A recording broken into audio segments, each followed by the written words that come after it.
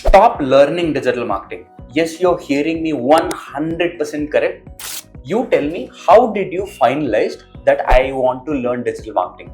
Did somebody told you that digital marketing is booming?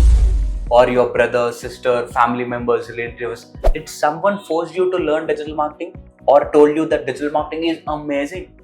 Then definitely there are high chances that you are going to fail in digital marketing. So share this with your friends, whoever want to learn digital marketing or considering their career inside digital marketing. Because digital marketing is not about somebody telling you that this is like skyrocketing or amazing. So remember, digital marketing will not suit for everyone.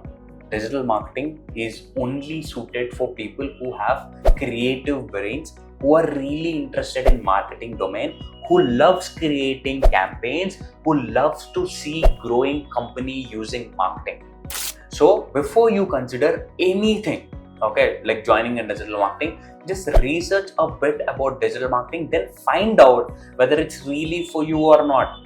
Please save this reel or video and share it with your friends who is considering joining digital marketing course. A humble request.